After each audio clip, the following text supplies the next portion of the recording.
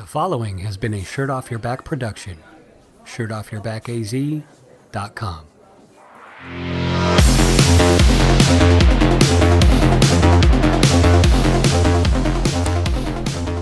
Hello and welcome to the Shirt Off Your Back podcast, where we always follow the rules. So I was reading this morning about responsibility and rules and taking responsibility for yourself, and it got me thinking about the Suns game last night. The Suns are in the playoffs and they're playing the Clippers right now, and I caught the end of game 2, and it's kind of exciting. I haven't watched basketball in a number of years for different reasons. I'm not really that into basketball that much, but the Suns are doing really well. It's fun to support the home team. They're a really fun team to watch, and what I was reading this morning kind of seemed to sync up with kind of what I was thinking last night. I was watching the end of the game, and if you watched it, there was the last 2 minutes of the game took about a half an hour because there were lots of stops. The ball went out of bounds. There was fouls. They had to review plays. They had to check rules. They had to make sure they had the right players on the floor at one point, and it took a while to get to the end of the game. And one of the commentators made an interesting point. He said, I understand the purpose of this. We want to be fair, and we want to make sure that the referees get it right, but it takes away from the game. And so I was reading this morning about responsibility and taking responsibility for yourself and following rules and what rules you should bend or break to not get ahead in life necessarily, but to be successful, right? When we say get ahead in life, we kind of think that's something a little bit malicious and underhanded and sneaky. I'm talking about legitimately finding success, working within frameworks and taking responsibility. And I think in a lot of ways we've shifted from inculcation. So it's basically like setting a precedent or instilling something in someone through repetition and through practice. We've shifted from inculcation to responsibility to inoculation from responsibility. So I feel like in a lot of ways we're going out of our way to protect people from responsibility. And I was working with somebody today, and this person essentially said, well, I refuse to weigh in every day. I refuse to weigh myself every day. And I'm like, okay, that's fine. It's not like mandatory that you weigh yourself every day, but here's, some of the benefits to it. That allows you to see that over the course of a week, your weight can fluctuate. And not only over the course of a week can your weight fluctuate, your weight can fluctuate plus or minus like 5 pounds in the course of a day, right? Food, bodily fluids, hormones, stress, lack of sleep, too much sleep, all these things. I don't know if too much sleep is a thing, but all these things go into weight loss and what that number on the scale says, right? And I say this all the time. The scale is a tool, it's not the tool. The scale is a tool, it's not the tool. That one number on the scale is measuring fat, it's measuring muscle, it's measuring bodily fluids, bodily solids, it's measuring hair, it's measuring hormones, it's measuring salt, it's measuring water, it's measuring, anything that's left over in your system, basically. So that's one data point with a whole bunch of different variables, I guess, if you will. And, this person said, well, I refuse to weigh in every day because it causes me too much anxiety. And it wasn't the part about causing me anxiety that kind of tripped me up and that kind of bothered me a little bit. It was the part about I refuse. And I thought that was interesting. I refuse to do, and you can put in anything for that. I refuse to do X, Y, and Z because it causes me anxiety. And I understand that. I can understand the idea behind weighing yourself every day can cause you anxiety. That's perfectly reasonable. But to flat out say I refuse to do it, that doesn't really sit well with me, because there's a reason that I encourage, again, I don't make it mandatory, but there's a reason I encourage if you're trying to lose weight, weigh yourself every day so you can see that you're not going to lose weight every day. So you can see it in real time. In fact, you're not even going to lose weight every week. I'm trying to get back down to 155. I was at 165 for a while. I got down to 155. I went back up to about 161, and I'm trying to get back down to 155. I work in weight loss. I do this every day. I eat fairly well. Maybe somewhere between 50 and 80% of the time I'm eating, salads or meat or egg. I'm eating more or less whole foods. There's some junk sprinkled in there. So I'd say 50 to 80% of the time I'm eating pretty well. I've been at 158 for like a week. And I've been weighing myself every day. I've been somewhere between 158 and 159, 158 point something every day. And it's frustrating for me because I'm like, man, I did really well yesterday. I got 15,000 steps and I ate really well. But if I do it every day, it becomes less of, it would kind of be like going to the dentist, right? If you go to the dentist once every 6 months, once a year, whatever, it's kind of nerve-wracking. But imagine if you went to the dentist like every day. You'd just be like, it's just the dentist, whatever. It's not a big deal. I've been there every day. It becomes less daunting and less of a pain point for you, maybe literally and figuratively. So again, that's why I encourage weighing in every day. But I think it would have been wrong of me to say, oh, well, that's okay. You don't have to weigh in every day. What I said was, it's perfectly understandable if you don't want to weigh in every day. I still encourage it. I can't make you do it. Here's the benefits to it. But I can also understand why it would be a little bit troublesome for you, why it would cause you, some heartache and some headaches. So I wasn't going to alleviate that person of that responsibility, of that duty, but I was going to give that person some room to really think about it and digest the pros and cons of weighing in every day. If you want to weigh in once a week, that's fine. But just do so with the mindset that your weight could not change, even when you do everything right, for all kinds of different reasons. I could weigh in Monday and be 158. I could do really well all week, and I could be like, on the low end of 158. I could lose less than a pound, maybe half a pound in a week, and I would get frustrated. But I would know, okay, my weight's going to fluctuate every day. So if I'm going to weigh myself once a week, the weight might not change that much. So in many ways, we've shifted from inculcation to responsibility to inoculation from responsibility. And you can read into that multiple ways. You can read into it, schools not giving out grades, for whatever reason. There's something to like the gamification of learning and things like that. And I think grades are maybe somewhat overrated. Grades are somewhat arbitrary in a way, but to just blanketly say, oh yeah, we should remove grades because that would be helpful. Give it some thought at least. That's the same thing as the scale. At least give it some thought. But I think we've set ourselves up to spend more time reviewing plays and more time arguing and more time being concerned with the fairness of something than we do actually playing the game to the point where reviewing the plays and reviewing the rules and trying to make everything fair has become the game, right? Because the scale's not fair. And if you avoid it, I think you're sort of changing the game. The game becomes avoiding the scale. Instead of diving in and playing the game and being like, I'm going to weigh myself every day. I'm going to abide by the rules because I can't change what my body does. I can only change what my body does insofar as how much I exercise and how much I eat. Ultimately, that's about it, right? There's other things you can do, but sure, the only real tangible things that you can do is sleep as well. But ultimately, I think food and exercise, right? Those are going to be the two big ones that people are going to focus on. We've set ourselves up to spend more time reviewing plays than we do playing the game, to the point where reviewing plays is the game.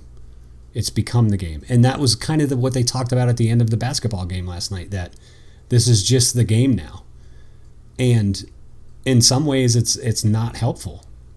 In some ways it's not really helping the game. It's not making it more entertaining to watch refs for 2 minutes with headsets on, staring at a monitor, talking to someone in an office that's who knows where. In New York, I'm assuming, is where headquarters of NBA might be. I don't know. But no one wants to watch that, right? I want to watch Ayton dunking in the last 4 seconds of the game. I want to watch that. I want to watch Devin Booker hitting three-pointers. I don't want to watch referees staring at a monitor, right? I don't want to watch people watching the rules of the game. I want to play the game. I want to watch the game. But I think wisdom is better than might. And the reason I say that, I think the fairest truth of all, and I think this is somewhat of a wise thing to internalize, I think the fairest truth of all is unpredictability. Right? There are things you can predict in life, death and taxes. But I think the fairest truth of all is unpredictability, because I have some idea what's going to happen tomorrow, but I don't really know. And I think I know what's going to happen as far as the future goes, but I don't really know. Not in the sense that I know the present. C.S. Lewis, he said, all we have is the present, the past, or all we have is the present and eternity.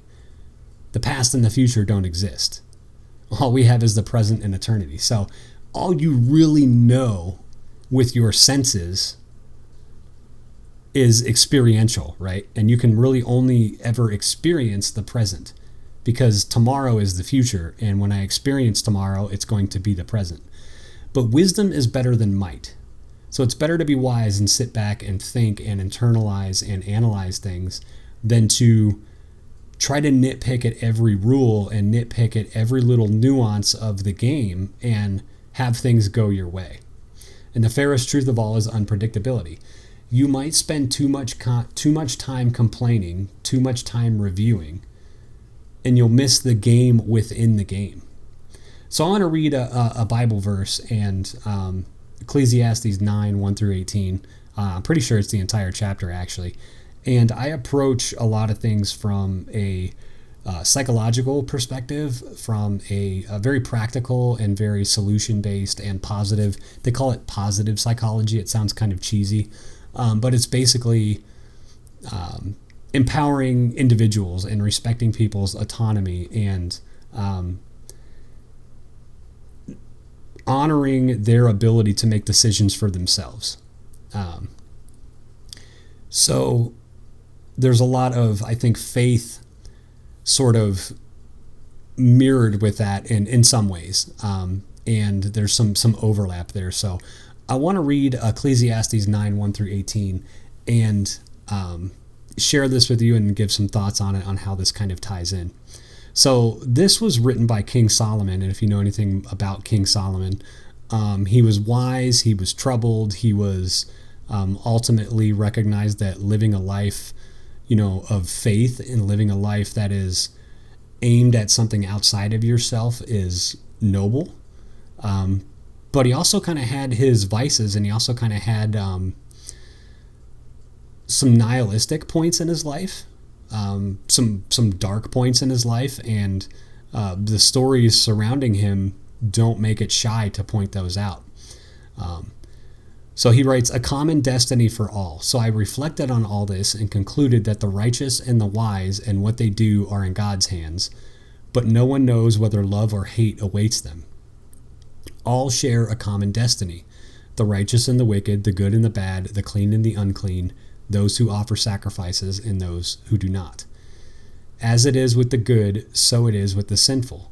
As it is with those who take oaths, so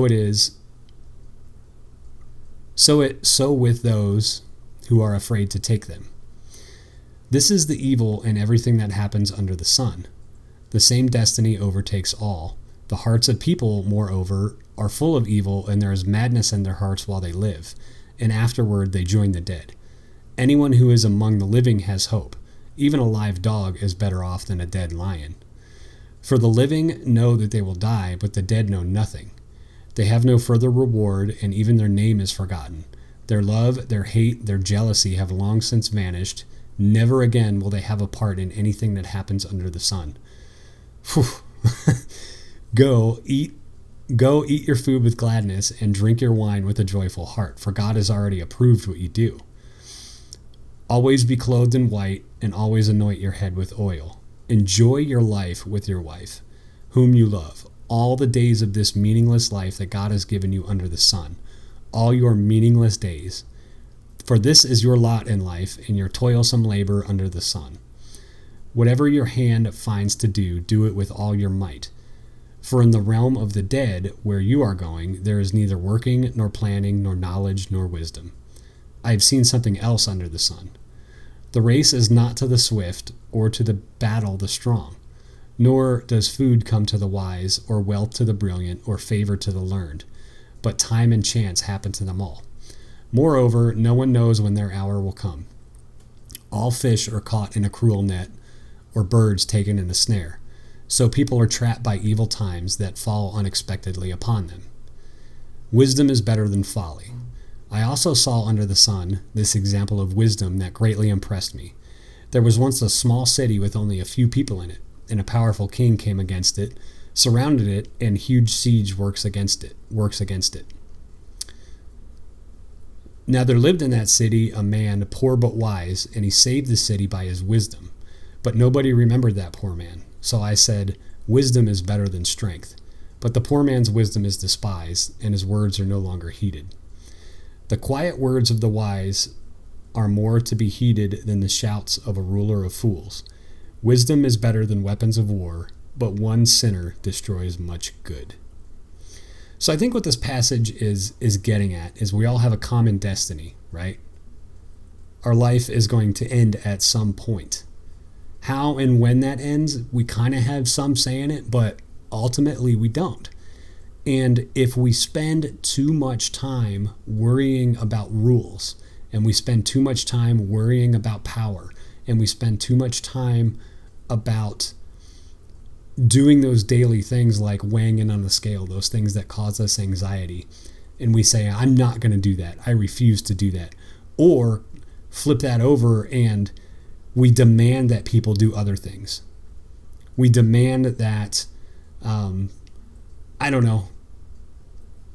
some government body would take care of us. We demand that the people we vote in office do a certain thing because we vote them in to represent us, of course.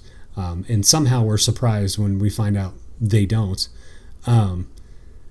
We demand that people in office do what we say and do what we want. And we make all these demands and we get so focused on the details and the minutia. And some of it's not minutia, right? Some of that stuff really matters.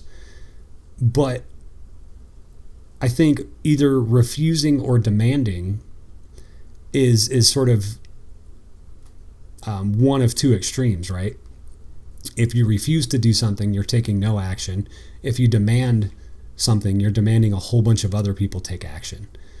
So you're at these two kind of polar opposites, and ultimately your folly is going to be the same because you're not even playing the game, right? You're arguing about the rules.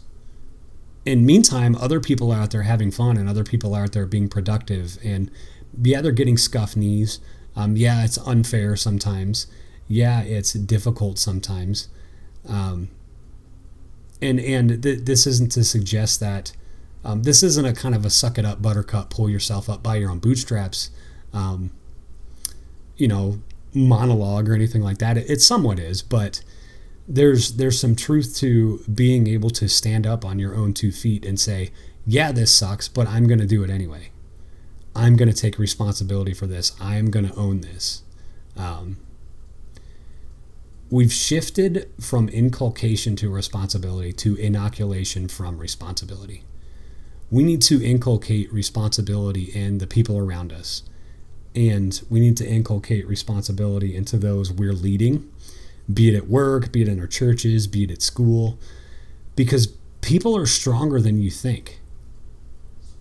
People are way stronger than you think. I've been so impressed in the time that I've been doing this work, and health and wellness and weight loss, I've been so impressed with the ability of people to take control of something like food, something that has controlled them for years. And all it took was a little bit of encouragement. All it took was a little bit, hey, you can do this. Like, here's some tips, here's some advice, but this power and this wisdom, it's already in you, right? You just need to play the game.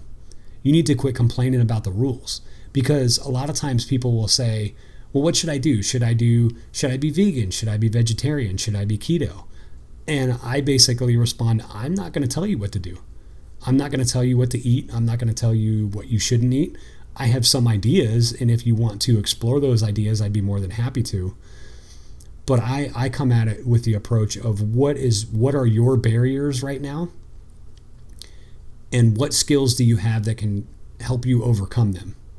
So a lot of times you unpack things and you find out people are very organized and productive and proficient at their job, right? And so I'll explore that and I'll say, well, what makes you good at your job? What skills do you have that are good at your job? And they'll tell me. And then I'll ask them, is there a way that can be applied to food and to wellness and weight loss? And they've just never put that together. And they're like, well, I can get to work on time, and I follow a schedule, and I update these spreadsheets, and I'm good at balancing these line items, and I'm very organized and detailed and meticulous. But then when it comes to food, I just get home and I'm stressed out and I just want to eat. And then you can capitalize on that. And it's like, okay, so would it be fair to say you eat because you're stressed and not because you're hungry? And they're like, I've never thought about that before. And you just help them unpack that a little bit, and they go and they get it. And they say, oh, you know what? I can take this thing that I do at work, this concept, or even this tangible item, this schedule or this spreadsheet, and I can apply it to a meal plan, or I can apply it to, intermittent fasting or something like that. I can set timers for when I'm going to eat. And it's like, I already do this stuff at work, or I already do this stuff at school all the time. I can do it with my diet. And it's putting the responsibility on them. And all it takes is a little encouragement. Hey, you can be responsible for yourself because you're strong enough and you're smart enough. And gosh darn it, people like you. It's a little Stuart Smalley SNL for those that know. I love the way this passage wraps up, though. Wisdom is better than weapons of war, but one sinner destroys much good.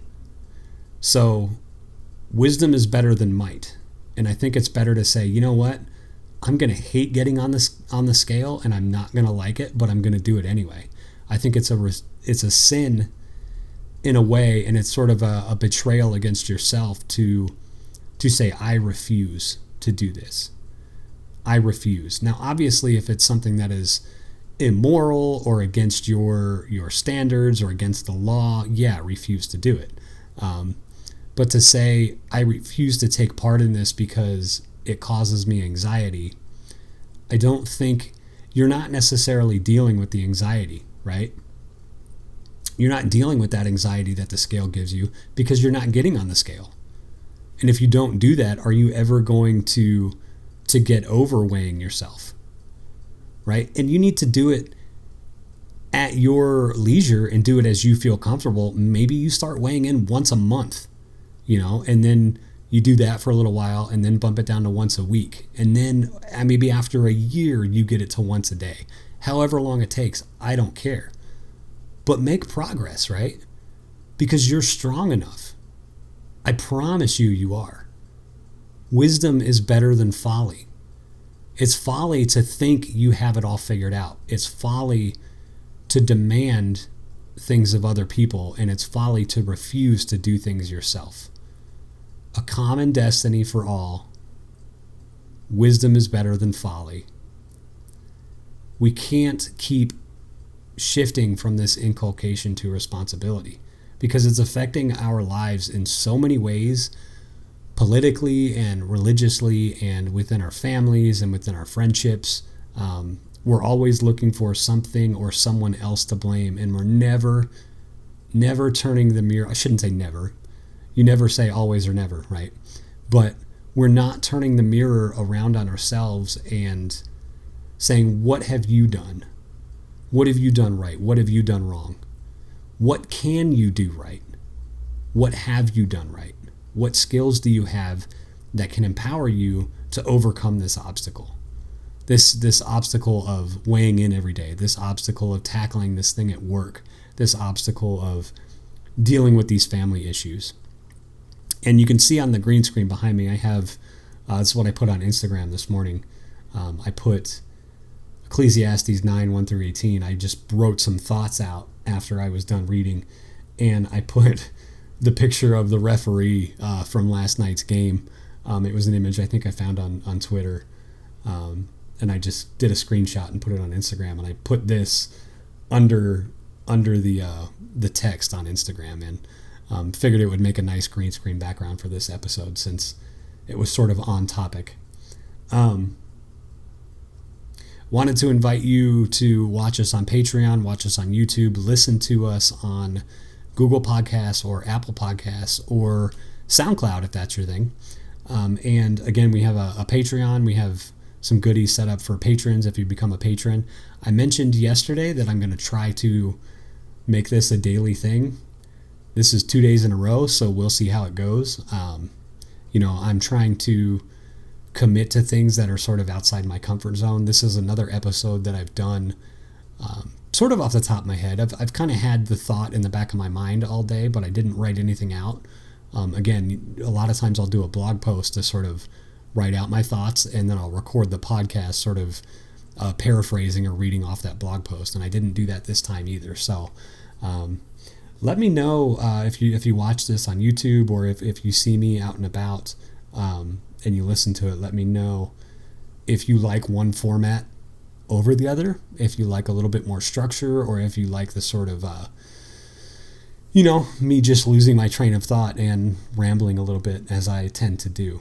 But Ecclesiastes 9, 1 through 18, I encourage you read it, and I encourage you to take responsibility for something that maybe you have been putting off. Sort of tie this into yesterday, talked about tedious tasks and tackling those and facing those tedious tasks head on. I'd encourage you to do that. Inculcate some responsibility into your life, and each time you do it, it becomes a little bit easier. And it's not that the task itself becomes easier, it's that you become better, you become stronger, you become smarter, right? You're never going to overcome that fear of the scale if you never step on that scale. And you don't have to do it every day. It'd be nice if you did it every day, because then you'd see that it's not that big of a deal. And that's kind of a paradox. I'll have people ask me, well, why do you encourage weighing in every day if it's not that big of a deal? And I say, because it's not that big of a deal. That's why I encourage you weighing in every day. So I use their own argument against them sometimes. But if it's not a big deal, then why don't you just do it every day? Oh, well, it gives me anxiety, and I don't want to see the number go up when I've worked so hard. And even though I understand that, it's bigger than just the number on the scale, it causes me this issue, and then I'm going to go off track. And it's like, okay, well, let's see how you can take responsibility for that and overcome that. Because again, that power is in you. You're so much stronger than you think you are. But I think part of the way to harness that power is to play the game and try to play within the rules as much as you can. But if it isn't fair, and if things don't go your way, if the ball doesn't bounce your way, as they say, you still got to play the game. And I remember I'm a Pittsburgh Steelers fan for football. I grew up on the East Coast, on the Maryland-Pennsylvania border, so I became a Pittsburgh fan when I was a kid. And I remember after a Pittsburgh loss, the coach, Mike Tomlin, I was watching the press conference, and he said the refs were, not the refs, some sports journalist, he asked him, like, what do you think about the officiating? And he said, you know what, we're not playing the officials' game, we're playing our game. And he said, I can sit here and complain about the calls that didn't go our way, but I can also list 10 plays that we didn't execute that we should have executed. We have to play our game, they have to play their game. And I was like, I love that answer, just practically, but also philosophically, right? Because the guys on the field, they're not playing the refs' game. They're playing their game. They're playing football, and the refs are watching their game, right? That's not the referee's game. That's the player's game. That's the coach's game. The refs are there to just sort of, I don't know, watch them do what they do best. So they have to play their game and they have to execute and they have to let the chips fall where they may and make their arguments when they can, challenge plays when they feel they can win, when they feel it's necessary. But, ultimately you have to play your game. Because wisdom is better than might, the fairest truth of all is unpredictability. So thanks for listening, thanks for watching, and we'll see you next time.